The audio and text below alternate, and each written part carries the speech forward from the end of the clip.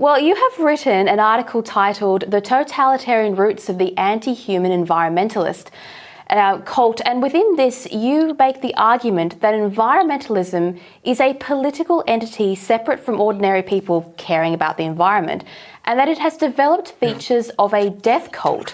Could you elaborate on the theistic qualities of environmentalism? For example, do they worship a god?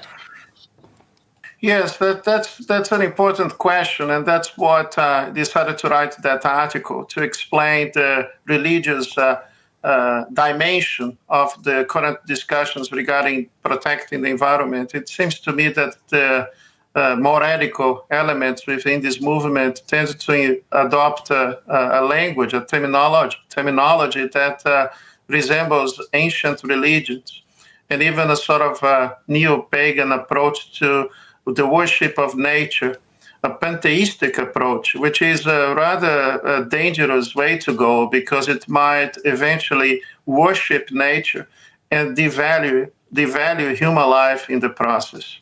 Well, as you say, this is not a new concept. The worship of the natural world was the earliest form of religion that we have on record.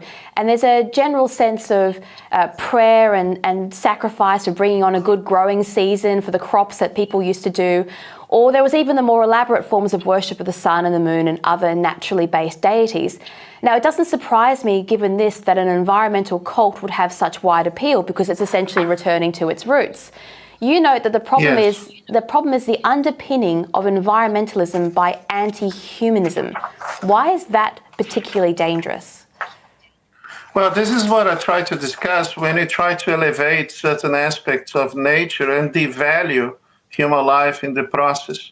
It's almost to say, and some people actually make these claims, that human beings are polluters, they are evil, that have been raping Mother Earth, and using this sort of sentimental language, but ultimately is a sort of language that can be extremely dangerous to be employed. For instance, people who think that by dramatically reducing the size of the population in order to save Mother Earth, some sacrifices have to be made, including perhaps at the costs of millions of people. So there are some sort of language being adopted that should make us very concerned about this, about, for instance, the necessity to dramatically have a population decrease in the world in order to achieve certain goals.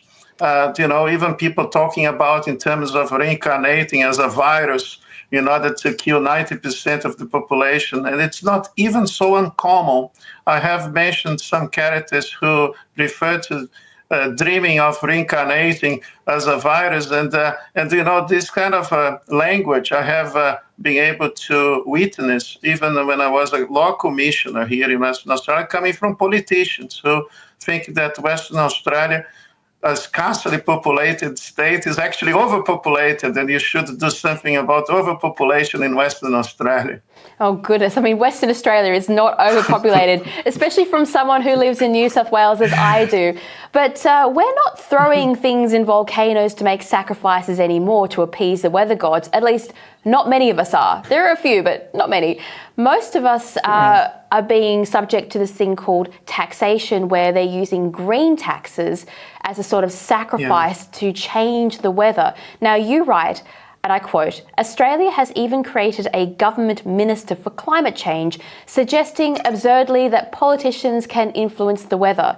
Now, Augusto, I know you've made the argument that this is a cult, but do you think that these ministers really believe they're changing the climate, or is this an excuse of taxation for political power? After all, it has been common practice, even within the Christian religion, to use fake relics to rake in tributes. This seems a little bit leaning towards that aspect, if you ask me. Yes, absolutely. And, we can never underestimate the capacity of people to be deceived.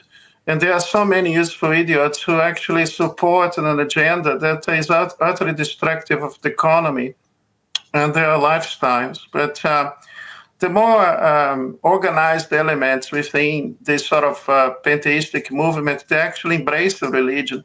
and they believe that the government can actually act as a sort of a priest and fix the weather even. It is really a return to irrationality and a primitive religion. I think these people have abandoned the Enlightenment and they act as a sort of prophets and priests. Even as I say, the language they use is pretty much of a religious nature. And they demand human sacrifice in the process. They say that we should have less children, we should reduce the population, the size of the population, even punish families who decide to have more children. There is even this approach to emulate the China government's policy on this subject, basically by telling everyone that they should not have more than one child. If they dare to do so, they should be heavily taxed in the process.